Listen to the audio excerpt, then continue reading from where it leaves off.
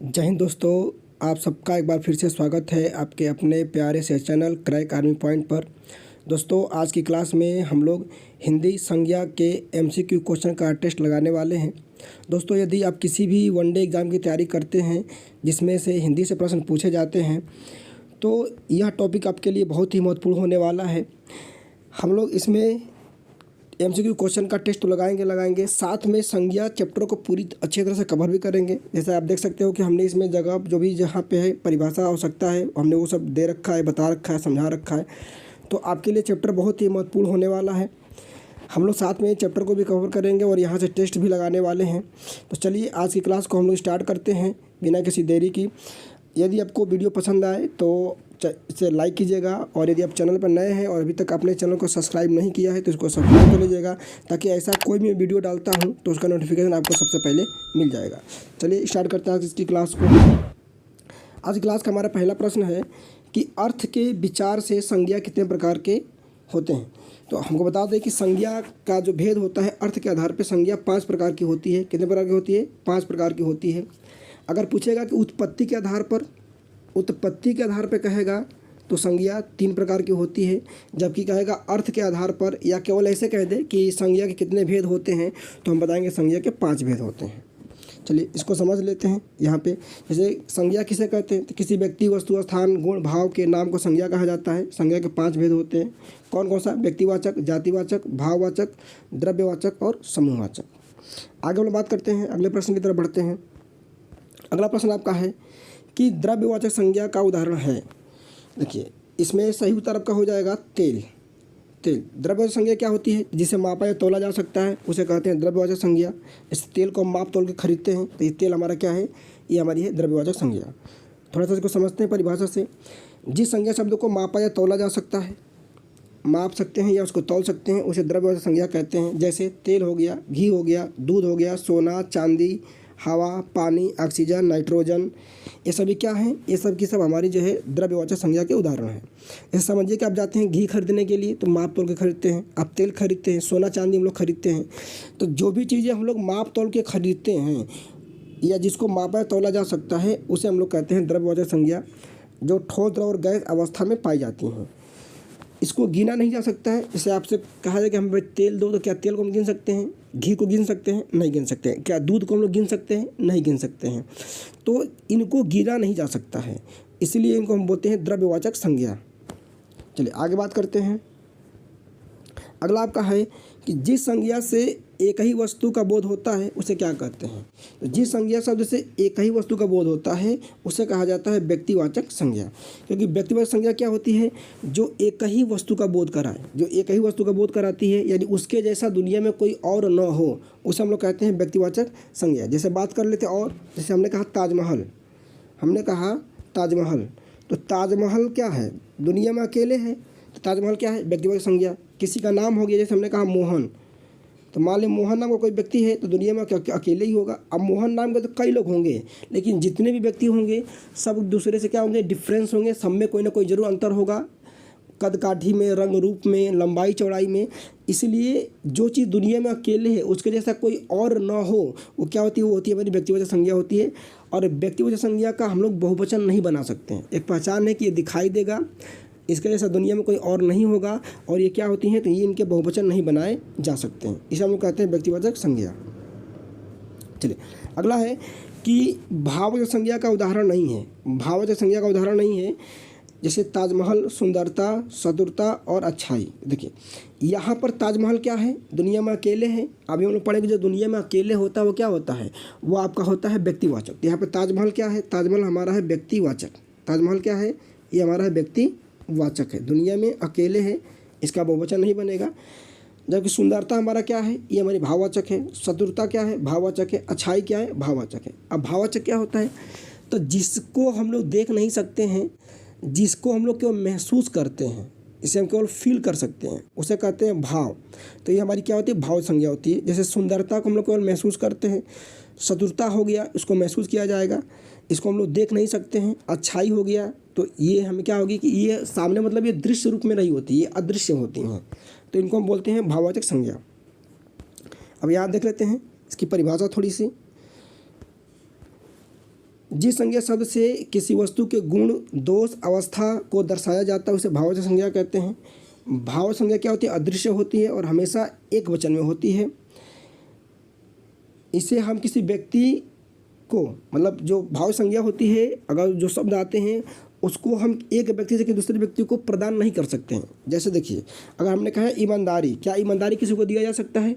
ऐसे हमने मान लिया कि हम किसी वस्तु को उठा के, जैसे मान लें कि हम किसी को मोबाइल दे देते हैं, किसी को हम लोग कपड़ा देते हैं, किसी को हम लोग मिठाई देते हैं, कोई फल फूल देते हैं, कोई खाना देते हैं, तो ये वस्तु प्रदान की जाती है। जबकि क्या ईमानदारी किसी को प्रदान किया जा सकता है? क्या बेईमानी किसी को दे सकते हैं? क्या हम चोरी किसी को दे सकते हैं? नहीं दे सकते हैं। क्या बुराई किसी को दे सकते हैं? अच्छा, यानी इस चीज़ को हम लोग वस्तु के रूप में दिया नहीं जा सकता है। जब वस्तु के रूप में नहीं दे सकते हैं तो ऐसे जो शब्द होते हैं इनको हम कहते हैं भाववाचक संज्ञा। जैसे ईमानदारी, बेईमानी, चोरी, खुशहाली, बुराई, अच्छाई, मनुष्यता, पशुता, लड़कपन, बचपन, ये सब हमारे शब्द क्या होते हैं? ये सब के शब्द हमारे होते हैं भाववाचक संज्ञा। जैसे बुढ़ापा हो गया, ये भी हमारी भाववाचक संज्ञा है। जैसे कि मोटापा हो गया, ये भी हमारी क्या है? ये भी हमारी भाववाचक संज्ञा है। चलिए आगे बात करते हैं। निम्न में कौन सा शब्द जातिवाचक संज्ञा है? जातिवाचक संज्ञा का मतलब क्या है? देखिए, अच्छाई ये हमारी क्या है? ये भाववाचक संज्ञा है। अच्छाई भाववाचक संज्ञा है। सुंदरता भी भाववाचक है। बुराई भी भाववाचक है। जबकि बुराइयाँ क्या है? ये जातिवाचक है। ये क्या है? ये जातिवाचक है। बुराइयाँ क्या है? जातिवाचक। देखिए, जातिवाचक का मतलब क्या होता है? जिससे उसके जैसे अन्य जो भी चीज़ें हैं सबका बोध हो जाए। जैसे हमने कहा लड़का, तो दुनिया में जितने भी लड़के हैं सबका बोध हो गया कोई लड़का कहने से। हमने कहा पुरुष कहने से जितने भी पुरुष हैं सबका बोध हो गया। हमने कहा कुर्सी, मेज, तो कुर्सी मेज कहने से जितनी भी कुर्सी मेज है सबका बोध हो रहा है। यानी एक शब्द के नाम लेने से उसके जैसे जितने भी होते हैं सबका बोध हो जाए तो उसको कहा जाता है जातिवाचक। अब यहाँ पर देखिए, बुराई जो शब्द है, यह शब्द क्या है? ये भाववाचक है। जबकि बुराइयाँ, यानी किसी व्यक्ति में जब कई सारी बुराइयाँ होती हैं, उसके जैसे और सभी ज़्यादा बुराइयाँ हो, एक उसकी जब ज़्यादा मात्रा बन जाती है, उसे हम कहते हैं जातिवाचक। जैसे ज़्यादा बुराइयाँ हैं, यानी बुराइयों के पूरी जाति को बता रहा, इसलिए बुराइयाँ क्या हो जाएगी? आपकी जातिवाचक हो जाएगी। यहाँ बुराई क्या है? तो बुराई एक वचन में है और बुराई भाववाचक संज्ञा है। क्योंकि बुराइयाँ शब्द बहुवचन होता है जातिवाचक, यानी जो हमारी भाववाचक संज्ञा होती है वो एक वचन में होती है, और जब अगर भाव संज्ञा को हम बहुवचन में ला देते हैं तो जातिवाचक में चली जाती है। चलिए अगला आपका है मोटापा। मोटापा शब्द कैसी संज्ञा है? तो मोटापा जो शब्द है ये भी हमारा क्या है? ये भी हमारी भाववाचक संज्ञा है। मोटापा क्या है? तो भाववाचक संज्ञा है। अगला आपका है कि निम्नलिखित शब्द में समूहवाचक संज्ञा कौन सी है? समूहवाचक जिससे किसी ग्रुप का, किसी समूह का बोध होता है उसे कहते हैं समूहवाचक संज्ञा कहते हैं। जैसे देखिए, सभा, इसमें क्या है? ये समूहवाचक है। सभा का मतलब जब सभा बुलाई जाएगी तो इसमें कई सारे लोग होंगे, एक कुछ लोगों का ग्रुप होगा तो उसको हम बोलते हैं सभा। ठीक है। मानवता क्या है? तो ये हमारी भाववाचक संज्ञा है, भाववाचक है। आदमी क्या है? जातिवाचक है। और चावल क्या है? तो चावल आपका ये पहले तो माप तौल में जाएगा, तो इसके वजह से ये आपका क्या हो जाएगा? ये आपका हो जाएगा द्रव्यवाचक। क्या हो जाएगा? द्रव्यवाचक हो जाएगा, क्योंकि चावल को हम लोग खरीद करके लाते हैं दुकान से, तो ये द्रव्यवाचक में जाएगा। अगर द्रव्यवाचक नहीं होगा तब ये जातिवाचक में जाएगा। तो यहाँ पे सभा क्या है? जैसे सभा क्या है? ये समूहवाचक है। हमने कहा भीड़ भी समूहवाचक होगा। जनता, पुलिस, झुंड, सेना, ये सब क्या होते हैं? ये सब हमारे समूहवाचक संज्ञाएँ होती हैं। अगला आपका द्रव्यवाचक संज्ञा का उदाहरण नहीं है, द्रव्यवाचक संज्ञा का उदाहरण नहीं है घी, अनाज, मिठास और पानी। अब यहाँ पे देखिए, द्रव्यवाचक क्या होती है? जिसे मापा या तौला जाता है।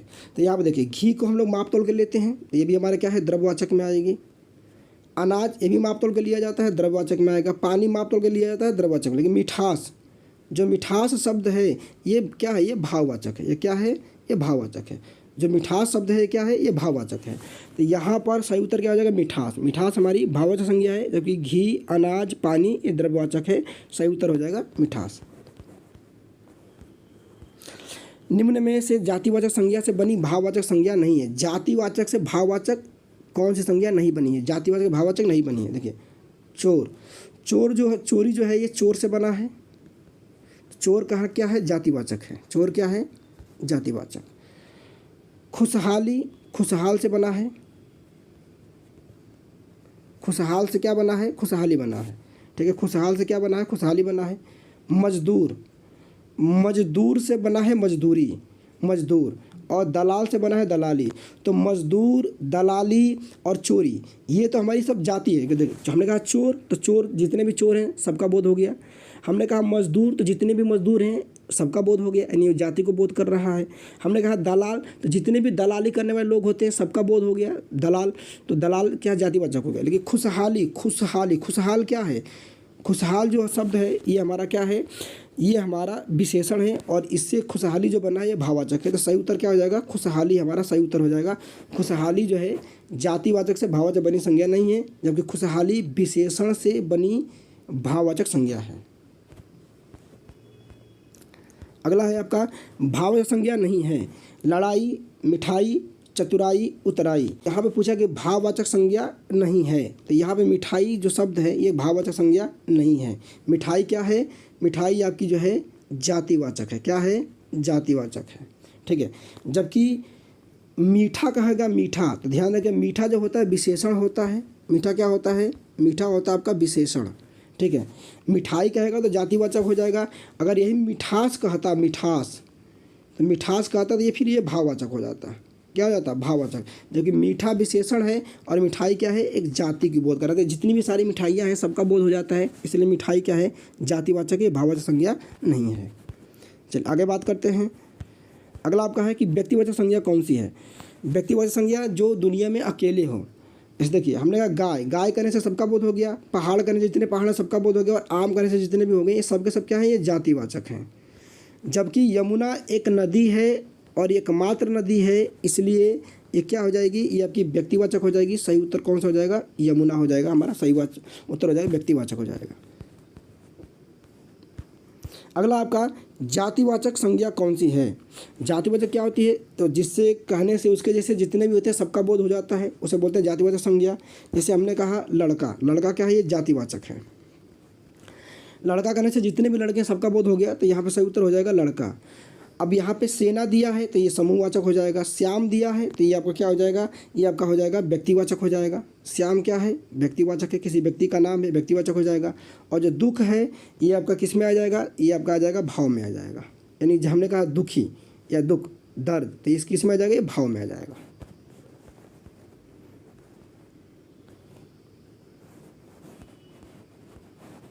चलिए अच्छा, यहाँ पे विकल्प इसका नहीं है दिया कि वस्तु, स्थान, भाव या विचार का द्योतक शब्द क्या होता है। तो इसका सही उत्तर क्या हो जाएगा, इसका सही उत्तर हो जाएगा आपका, ये आपका संज्ञा कहलाता है। इसे क्या कहते हैं, इसे कहते हैं संज्ञा। यानी किसी वस्तु का, किसी स्थान या भाव या विचार का जो द्योतक शब्द होता है उसे हम क्या कहते हैं, उसे कहते हैं संज्ञा। चलिए अगला प्रश्न आपका है कि भारत एक महान देश है, इस वाक्य में जातिवाचक संज्ञा कौन सा है।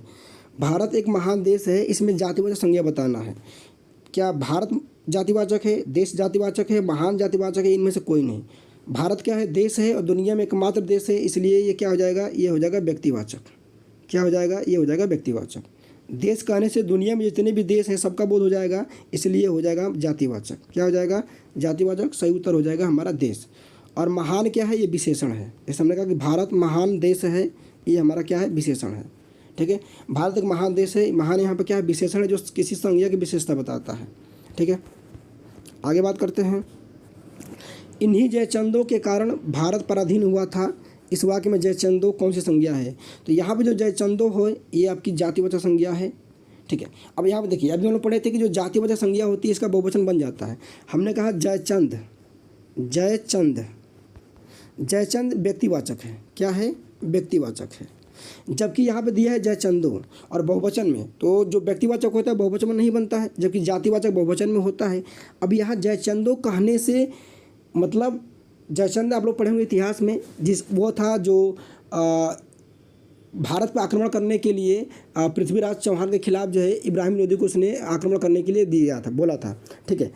तो इसने जो है आक्रमण करने के लिए भारत पे बुलाया था, भारत पर आक्रमण करने के लिए। तो यहाँ पे जयचंद जो है ऐसे लोगों को संबोधित कर रहा है जो देश के खिलाफ गद्दारी का काम करते हैं। तो यहाँ पे जयचंद यानी ऐसे सभी लोग जो देश के खिलाफ गद्दारी करते हैं उनको ये क्या कर रहा है, उनका ये बोध करा रहा है। इसलिए यहाँ पे जयचंद शब्द क्या है, जयचंद यहाँ पे आपका क्या है, तो ये आपका हो जाएगा आपका जातिवाचक संज्ञा हो जाएगी। जयचंद क्या हो जाएगा आपका जातिवाचक संज्ञा हो जाएगी। ठीक है, अगला आपका है कि स्त्रीत्व शब्द कौन सी संज्ञा है। तो स्त्रीत्व शब्द जो शब्द है यह आपकी भाववाचक संज्ञा है। कौन सी संज्ञा है, ये आपकी भाववाचक संज्ञा है।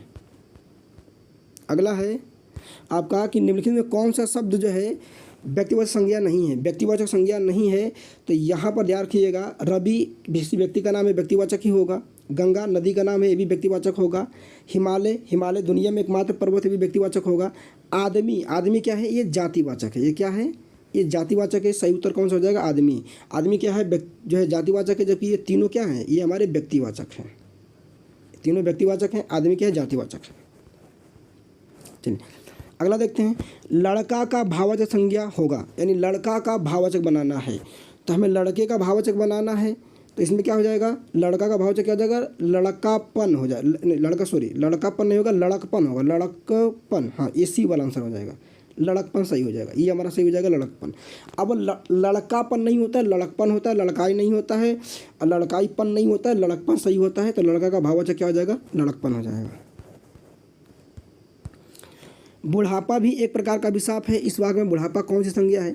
बुढ़ापा करने से उस अवस्था में जितने भी लोग होते हैं सबका बोध हो जाता है, यानी ये पूरी एक जाति एक भाव को बोध कराता है। यानी बुढ़ापा, देखो बूढ़ा कहेगा तो ये आपका हो जाएगा जातिवाचक, जबकि बुढ़ापा कहा है, पा प्रत्यय लगा है, इसलिए ये आपका हो जाएगा भाववाचक। क्या हो जाएगा, बुढ़ापा एक भाव देता है। जब उम्र ढल जाती है, ज़्यादा हो जाती है, उसको बोलते हैं कि बुढ़ापा आ गया है। यानी एक अवस्था, जो भी हमारी अवस्थाएं होती हैं, जैसे बचपन हो गया, जवानी हो गया, बुढ़ापा हो गया, ये सब के सब भाववाचक संज्ञाएं होती हैं। चलिए अगला है कि नेताजी भाषण दे चुके हैं। नेताजी किस प्रकार की संज्ञा है। यहाँ पर जो नेताजी शब्द है वो एक पूरी जाति को बता रहे हैं, जितने भी नेता होते हैं सबका बोध करा रहा है, इसलिए आप हो जाएगा जातिवाचक संज्ञा हो जाएगा। जबकि अगर नेताजी सुभाष चंद्र बोस कहेगा तो वहाँ पर व्यक्तिवाचक हो जाएगा। जब कोई चीज़ किसी एक व्यक्ति के लिए उपाधि बन जाती है तो वो व्यक्तिवाचक में आता है। जैसे कि हमने कहा महात्मा गांधी, तो महात्मा गांधी, महात्मा केवल शब्द कहेगा तो जब पूरी महात्मा को बोध कराएगा, साधु संत महात्मा का बोध कराएगा। जबकि महात्मा गांधी कहते हैं तो वो उनके टाइटल में आ जाता है। या राष्ट्रपिता कहने पर तो राष्ट्रपिता महात्मा गांधी तो भी व्यक्तिवाचक में आएगा। जबकि केवल हम लोग बापू कहें या बापू महात्मा गांधी, तो बापू अगर कहने से जातिवाचक, हमने अगर केवल बापू कहा तो ये जातिवाचक होगा। जबकि हमने बापू महात्मा गांधी, तो ये आपका हो जाएगा व्यक्तिवाचक, ये हो जाएगा जातिवाचक। चलिए आगे बढ़ते हैं। अगला कि नाप तौल का बोध कराने वाला शब्द को क्या कहते हैं। अभी हम लोग पढ़े ऊपर कि नाप तौल का जो बोध कराएगा उसे कहते हैं द्रव्यवाचक। क्या कहते हैं, द्रव्यवाचक कहते हैं। अगला आपका है कि समुद्रगुप्त भारत का नेपोलियन था। इसमें नेपोलियन शब्द किस प्रकार का है। देखिए नेपोलियन का मतलब जो होता है, जो भी किसी को उपाधि दी जाती है, जैसे कि भारत का समुद्रगुप्त को भारत का नेपोलियन कहते हैं। तो यहाँ पे जो नेपोलियन है, ठीक है, ये क्या है, ये एक जाति को बोध करा रहा है। यानी जो नेपोलियन एक जो है यूरोपीय शासक था फ्रांस का, जिसने पूरे यूरोप पे कब्जा किया था। तो वो ऐसे लोग जो बहुत बड़े साम्राज्य पर अधिकार कर लेते हैं, ऐसे राजा जिन्होंने बहुत बड़े साम्राज्य पर अधिकार कर लिया हो, उनको नेपोलियन कहा जाता है। नेपोलियन वहाँ पे बहुत बड़े साम्राज्य पे, यूरोप में बहुत बड़े साम्राज्य पे क्या किया था, कब्जा किया था। तो वैसे ही जो भारत के जो समुद्रगुप्त हैं, इनका राज्य भी बहुत सारे दूरी तक फैला हुआ था। यानी अपने राज्यों का इन्होंने विस्तार किया और कई सारे राज्यों को जीत करके अपने राज्य में मिला लिया, एक अपना साम्राज्य बना लिया। तो यहाँ पे समुद्रगुप्त को भारत नेपोलियन कहा जाता है। तो नेपोलियन शब्द यहाँ पे एक जाति को बता रहा है, यानी ऐसे जितने भी लोग हैं जो बड़े साम्राज्य पर राज किए हों, वो उनको नेपोलियन कहा जा सकता है। इसलिए यहाँ पे ये जातिवाचक में आएगा।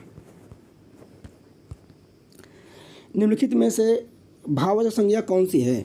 तो भाववाचक संज्ञा जो है यहाँ पे पूछा है, तो यहाँ पे आपका क्या हो जाएगा, शत्रुता क्या हो जाएगी, आपकी भाववाचक संज्ञा हो जाएगी। जबकि वीर क्या है, तो वीर क्या है, आपका विशेषण है। मनुष्य क्या है, तो ये जातिवाचक है। गुरु क्या है, ये भी जातिवाचक हो जाएगा। ठीक है, चलिए आगे बात करेंगे। मित्र शब्द का भाववाचक क्या होगा। तो मित्र का भाववाचक क्या होगा, मित्रता हो जाएगा। क्या हो जाएगा, मित्रता हो जाएगा, मित्र का भाववाचक। तूफान शब्द कौन सी संज्ञा है। तूफान शब्द कौन सी संज्ञा है। देखिए यहाँ पे क्या, तूफान किसी व्यक्ति का नाम तो है, तो व्यक्तिवाचक होगा नहीं होगा। कोई मापतोल की चीज़ है तो ये नहीं होगा। और समूहवाचक है, कहाँ से यहाँ पे क्या हो जाएगा, यहाँ पे आपको हो जाएगा जातिवाचक। यानी तूफान करने से जो भी प्राकृतिक आपदाएं होती हैं, जैसे तूफान हो गया, भूकंप हो गया, ठीक है, सुनामी हो गई, ये सभी होती हैं आपकी जातिवाचक। क्या होती है? सब के सब जातिवाचक होती हैं। तूफान, भूकंप, सुनामी, जो भी आपदाएं होती हैं सब के सब ये होती हैं जातिवाचक होती हैं। चलो आगे बात करते हैं, कलम शब्द कौन सी संज्ञा है? तो जो कलम शब्द होता है यह पूरी जाति का बोध करा रहा है, इसलिए जातिवाचक संज्ञा हो जाएगा। अगला आपका है कि निम्नलिखित में कौन सा शब्द समूहवाचक संज्ञा नहीं है? यानी समूहवाचक पूछा है यहाँ पे, तो देखिए यहाँ पे जो दौड़ है ये समूहवाचक संज्ञा नहीं है, जबकि सभा, कक्षा, भीड़ ये सभी क्या है? समूहवाचक संज्ञाएं हैं। अगला है गरीबों की सहायता करो। यहाँ पे गरीब शब्द क्या है? यहाँ पे गरीब जो शब्द है ये आपके जाति का बोध करा रहा है। गरीब शब्द क्या है? ये जातिवाचक जो है शब्द है। ठीक है, अगला आपका है कि स्वतंत्रता सबको प्यारी है। यहाँ पर प्यारी शब्द क्या है? तो ये आपका हो जाएगा, जो प्यारी शब्द है यहाँ पे ये भाव को बता रहा है, इसलिए हो जाएगी भाववाचक संज्ञा। और लास्ट क्वेश्चन आपका है कि राष्ट्र की भाववाचक संज्ञा क्या होगी? तो राष्ट्र की जो भाववाचक संज्ञा होगी वो हो जाएगी आपकी राष्ट्रीयता। राष्ट्र की भाव संज्ञा क्या हो जाएगी? राष्ट्रीयता हो जाएगी। दोस्तों यदि चैनल आज आपको अभी तक अपने चैनल को सब्सक्राइब नहीं किया है तो चैनल को सब्सक्राइब कर लीजिएगा और बेल आइकन को दबा दीजिएगा। यदि वीडियो आपको पसंद आया हो तो इसे लाइक कीजिएगा और अपने दोस्तों तक इसको शेयर कीजिएगा। मिलते हैं अगले वीडियो में, तब तक के लिए जय हिंद दोस्तों।